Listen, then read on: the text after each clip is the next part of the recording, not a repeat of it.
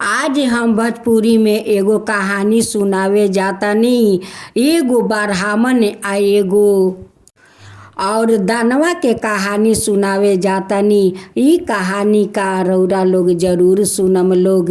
ब्राह्मण और दानवा के एक गांव में एक ब्राह्मण रहस। उ ब्राह्मण के 4 गो बेटा रहे लोग। बाकी ब्राह्मण देव बहुत गरीब रहस। उ अपना 3 बेटा के तो शादी करवा देवेलन आ करवा के 3 गो बहू घर में ली आवेलन आ शादी करे के छोटा बेटा बाकी रह जालन। जो तीनों भाई बाहर से कमा के लियावे लोग, तीनों भाई का पैसा मिला के या वो लोग के संसार चले। वो लोग के संसार जैसे तैसे चलत रहे। सभी इकट्ठा रहे लोग, मिलजुल के रहे लोग, अपन वैसे ही गुजारा करत रहे लोग। एक दिन ब्राह्मण के बेटा कहता लोग कि पिताजी हम लोग परदेश जाता नहीं कमाए। पिताजी कहतरन का कि अच्छा के बात बा, परदेश जाए से तो कुछ पैसा तो कमाई होइए जाई। छोटका बेटा कहतरन का कि पिताजी जब भैया लोग जाता परदेश कमाए तो हमहू परदेश जाए में। 3 भाई तो शादी कर लेले रहे लोग, बाकी छोटा भाई तो शादी ना कैले रहस। उनकर पिताजी कहतरन का कि बेटा लोग जब तू लोग परदेश जाता रह लोग तो पूरब जइहा, पश्चिम जइहा, उत्तर जइहा लोग, बाकी दक्षिण दिशा में मत जइहा लोगे। अब त 4 भाई कमाए खातिर परदेश जाता लोग। ओ में से 2 भाई सोचतारन कि पिताजी काहे कहलन कि पूरब जइहा, पश्चिम जइहा, उत्तर जइहा लोग, बाकी दक्षिण दिशा में मत जइहा लोगे। जात जात एक जंगल में पहुँचताटे लोग। अब तो वहाँ पर शाम होखे लागल। कहतारन का कि भाई तू गाछ पर उठ के देखता, कहीं अगर कुछ रहे के ठिकाना मिल जाए तो हम लोग रात को गुजारा कर लेहेम। देखा कहीं झोपड़ी उपड़ी मिल जाए तो हम लोग के गुजारा रात के हो जाई। भाई गाछ पर उठ के देखतारन तो दक्षिण दिशा में एक झोपड़ी लौकता। कहतारन का कि भाई उस दिशा में एक झोपड़ी बाटे।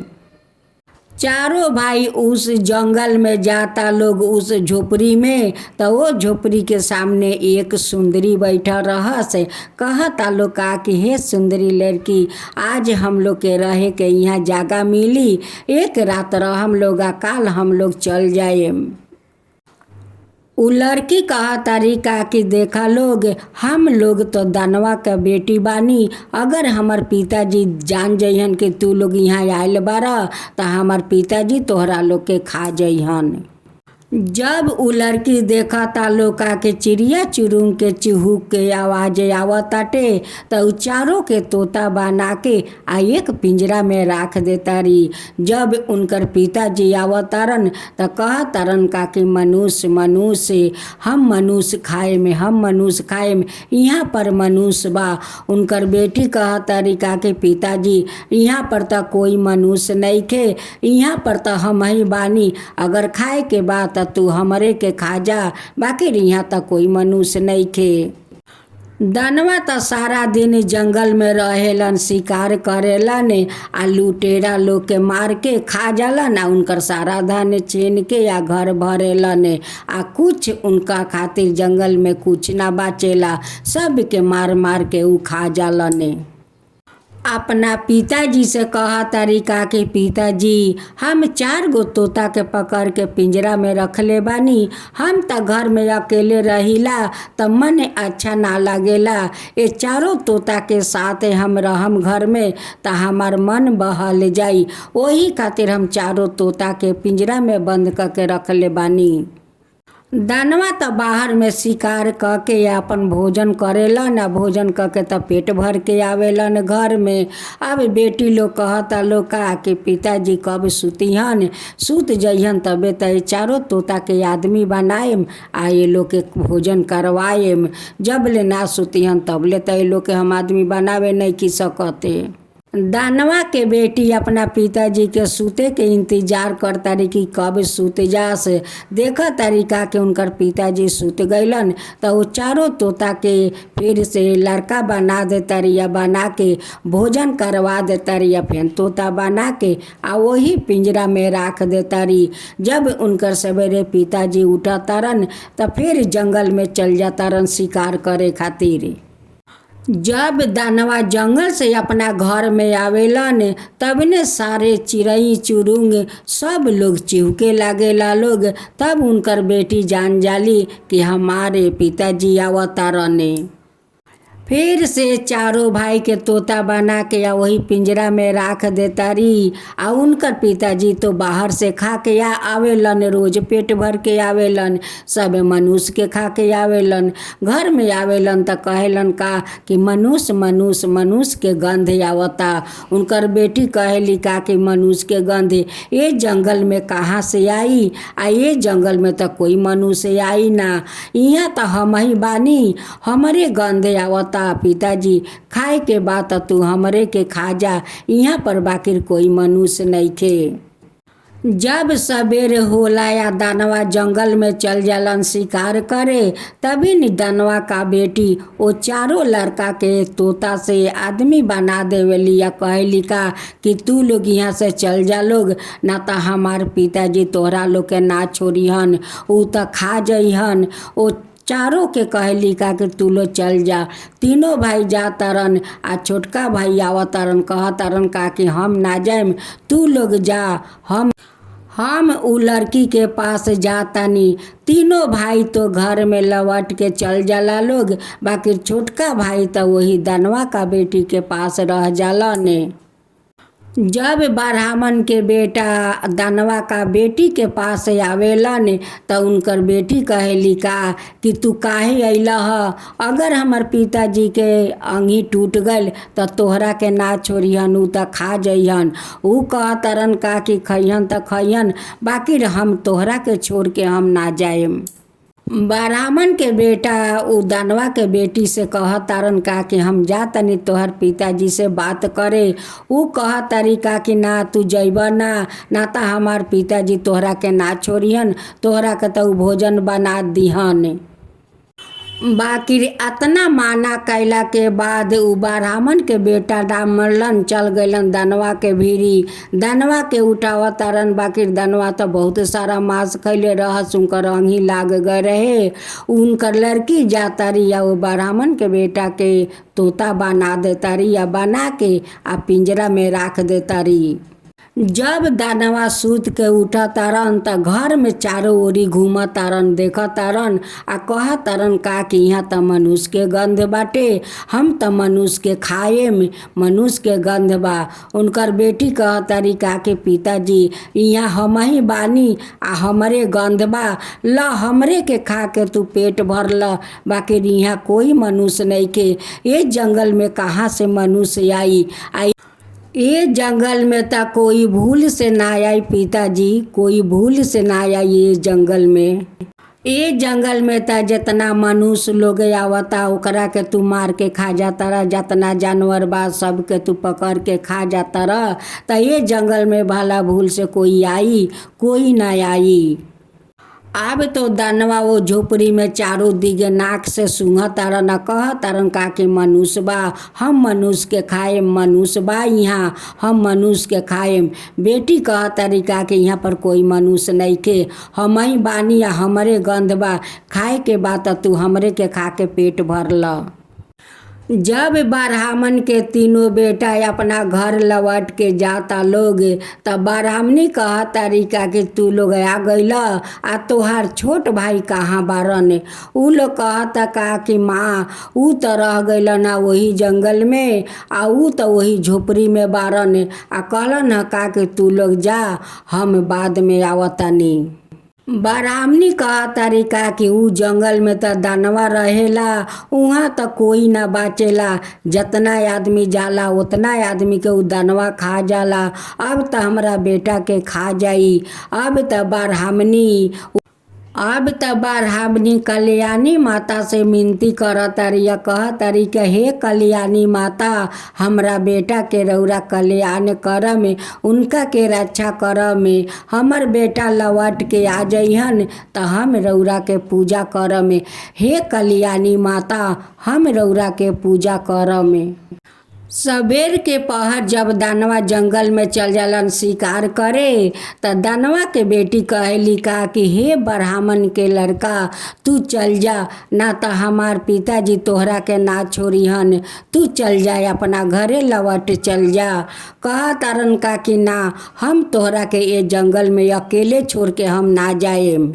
जब दानवा जंगल से लौट के आवतारन त उ मनुष्य एगो मिलेला, उनकर सारा धन लूट के आ मनुष्य के खा जालन आ खा के पूरा पेट भर के आवतारन घर में। आया के फेन कहतारन का कि मनुष्य खाए मनुष्य खाए, मनुष्य के गंध आवता, यही झोपड़ी से गंध आवता। उनकर बेटी कहतारी का कि पिताजी कोई मनुष्य के गंध नहीं के, हमरे गंध बा, खाए के बात तू हमरे के खा जा। उ दानवा तो आदमी के खा के आवेलन आ बहुत नींद में सूत जालन आ उ ब्राह्मण के बेटा एगो खंजर लुका के अपन साथ में ले जालन। जब देखेलन का कि दानवा सूत गइल बारन, तबने जाके उनकर पेट में खंजर मारतारन। खंजर मारते मारते दानवा तो मर जालन। अब तो दानवा मर जालन आ दानवा के बेटी से उ ब्राह्मण के बेटा शादी कर लेवेलन। आ कके ब्राह्मण के पास एगो पुतुल रहेला। ओ पुतुल से कहेलन का कि हे पुतुल, हमरा के तू गान सुनाव, नाच आ हमार मन बहलाव। पुतुल त नाचे लागेलन, गान करे लागेलन आ ओ ब्राह्मण के बेटा के मन बहलावे लागेलन। एक दिन एगो साधु उ ब्राह्मण के पास आवेलन त ब्राह्मण कहेलन का कि हे पुतुल, ई साधु को नाच गाना तू सुना द आ इनकर मन के बहला द। अब त पुतुल गाना गावेलन, नाचेलन आ उ साधु के मन बहलावेलन। साधु कहतारन का कि हे ब्राह्मण, ई पुतुल हमरा के दे द। ब्राह्मण कहतारन का कि हाँ पुतुल त देम, तू अपन उ झोला हमरा के दे द, तबे हम तोहरा के पुतुल दे देम। ओ पुतुल के बदीने में ओ जादू का झोला उ साधु ओ ब्राह्मण के दे देवेलन आ पुतुल ले लेवेलन। ब्राह्मण दैत्य के बेटी से शादी कर लेवेलन आ उ जितना धन कमाइले रहेलन उ सब धन आ जितना दैत्य कम लूट के या सारा घर में धन राखेलन उ सारा धन लेके अपना घरे आवतारन। आ साधु के त झोला जादू के ले लेवेलन। कुछ दूर आवेलन त कहेलन का झोला के कि हे झोला, जाके ओ साधु से हमर पुतुल तू छीन के लियाव। झोला जाला या साधु के हाथ से पुतुल छीन के या लेके चलावेला। अब त ब्राह्मण देव के बेटा अपना पत्नी के आ झोला जादू के पुतुल आ बहुत सारा धन लेके घर में आवतारन। अब त ब्राह्मणी अपन बेटा के देख के बहुत खुश हो जाता रही कि ई त कल्याणी माँ के दाया बाटे कि उनके कृपा से हमर बेटा ओ दैत्य के घर से लौट के आ गइलन। आयो भी अइलन त इतना धन दौलत लेके। ब्राह्मणी अपना छोटी बहू के बहुत अच्छा से स्वागत कैली। स्वागत करके घर के अंदर ले गईली। बाकी जो उनकर बेटा के पास जे राज रहे वो राज ना अपना पिताजी से बतौलन ना माँ से, केकरो से उ राज ना बतौलन। उ राज अपने ही छुपा के रखले रह से।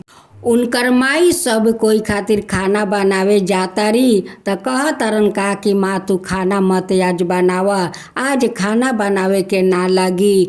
उ झोला से कहतारन का कि हे झोला, तू बाजार लगा द। उ लोग बाजार से बहुत सारा सामान खरीद के घर में ले गए लोग आ राख देला के बाद फिर कहतारन का कि हे झोला, घर में बहुत अच्छा अच्छा खाना पकवान बन जाए के चाही। घर में तो बहुत सारा अच्छा अच्छा पकवान बन गए, सब कुछ तैयारी हो गए। अब सब लोग खाए बैठल बाटे लोगे। ब्राह्मण वो पुतुल से कहा तरन का कि देखा सभी ने लोग खाए बैठल बा, सभी लोग के तू नाच गाना देखावा आ सब के तू मन बहलावा। अब त पुतुल नाचे लगलन, गावे लगलन, सबके मन बहलावे लगलन।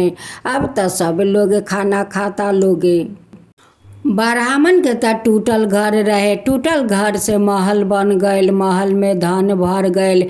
अब त ब्राह्मण अमीर बन गईलने। ब्राह्मणी जी अपना बेटा खातिर मन्नत मांगले रहस कि हे कल्याणी माँ, अगर हमर बेटा उ जंगल से लौट के आ जइहन त राउर पूजा करम।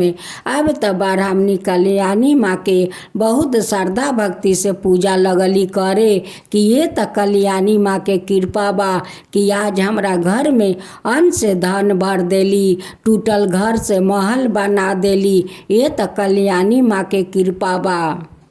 ब्राह्मणी कल्याणी माँ से कहा तारिका कि हे कल्याणी माँ, जैसे हम लोग के गरीब से रौरा अमीर बना देनी, वैसे बहुत सारे लोग गरीब बा, उनको के अमीर बना दी। हे कल्याणी माँ, उनको के अमीर बना दी।